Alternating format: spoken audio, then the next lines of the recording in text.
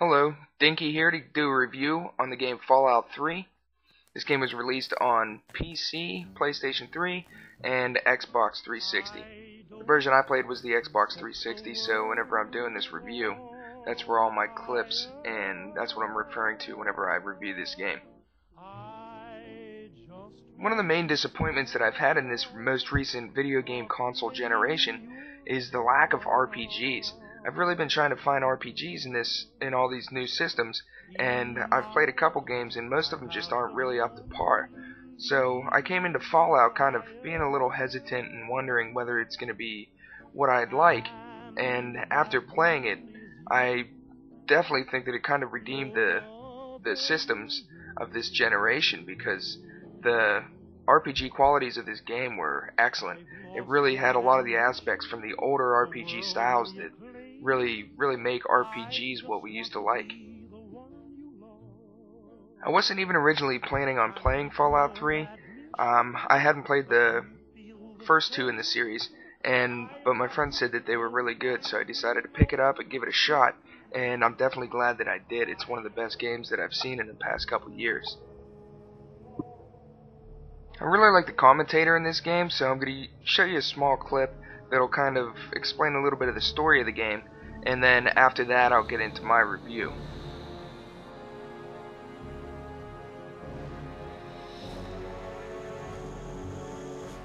In the year 2077, after millennia of armed conflict, the destructive nature of man could sustain itself no longer. The world was plunged into an abyss of nuclear fire and radiation. Thousands were spared the horrors of the Holocaust by taking refuge in enormous underground shelters known as vaults. But when they emerged, they had only the hell of the wastes to greet them. All except those in Vault 101.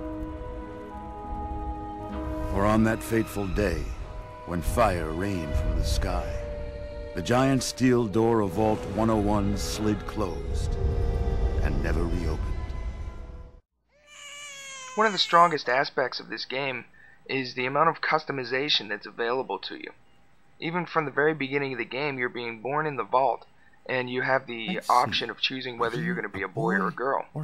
And after that, you get to choose what your character is going to look like, your facial features and all of that. This game sticks with the traditional RPG style of gaining experience and being able to level up, and then using the points that you get from your level up to customize your character by choosing particular skills that you want your character to have. One of the skills that I chose right from the beginning of the game, and I'm really glad that I did, and I'd recommend it for anyone starting out playing this game, is to choose the speech skill. Whenever you go through the game, you interact with characters, and the higher your speech skill is, the more dialogue options that you can have with the characters. So a lot of the times they'll give you information that they wouldn't normally tell you, or sometimes you can convince them to do things that they wouldn't normally do. So it was really cool being able to go around and interact with the characters in so many different ways by having this skill. Whenever I first saw videos of this game, I thought it was a first-person shooter, and I didn't know how that would really fit into the RPG style of this game. So after playing, I realized that they implemented a system called Vats, Vault-Tec Automated Targeting System. And what this did is, whenever you're running around shooting people with your gun, you could freeze battle with this system, and it would zoom in onto the enemies, and you could choose exactly which location on the enemies you wanted to shoot, and it would show you the percentage of chance for hitting that target, and then also the amount of damage it would deal them. So by using this system, it makes the combat feel almost more like a turn-based system of old RPG styles. I mean, it's not exactly the same, but whenever you're playing, you definitely get the feeling that it's more turn-based, and you have a little bit of time to think about what you want to shoot, where you want to shoot, and how you want to go at the battle. So I definitely like that aspect. I was worried that it was going to be less of an RPG and more of a first-person shooter, and that definitely wasn't the case. As you travel through the world of Fallout 3, you realize that it takes place in a post-apocalyptic Washington, D.C. and they now call it the Capital Wasteland. It's pretty difficult for me to explain what the world is like in this game without you having actually played it, but I mean, if I had to choose two words for it, I would just say massive and detailed.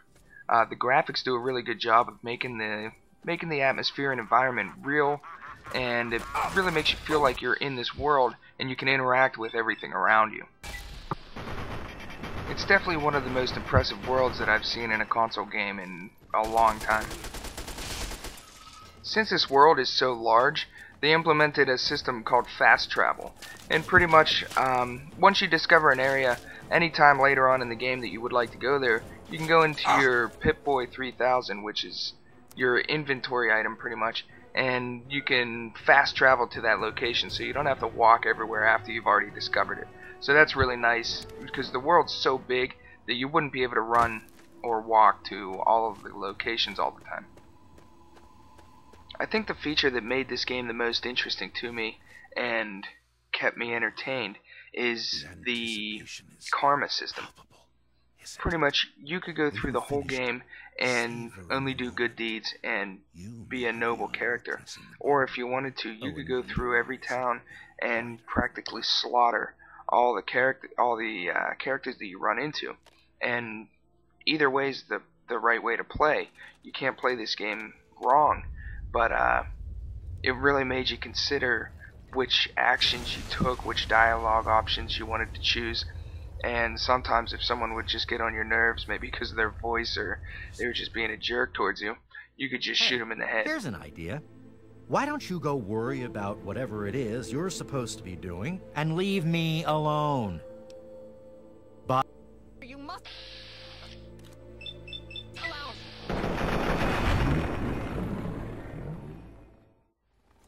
There was only really one thing that bothered me in this game, and that was that there was a max level that you could reach.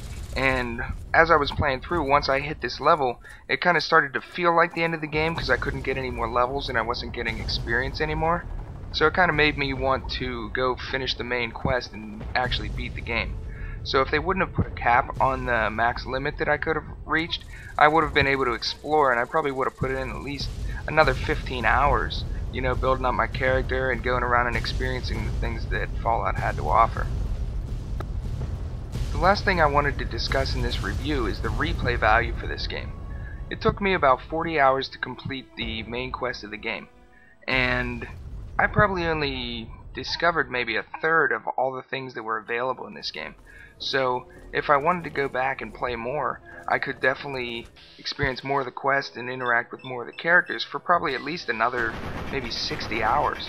And also, not only that, I could go back through and play as an evil character, because the whole time I played as a noble character. So I could go back and play as an evil character and have completely different experience than what I had the first time through. So replay value is very good on this game, and I definitely think that it's worth the money to actually buy the game, not rent it or anything like that. So to wrap up my review, I give Fallout 3 a 9.5 out of 10. Thanks for watching, and if you enjoyed this video, please subscribe to my channel for future reviews.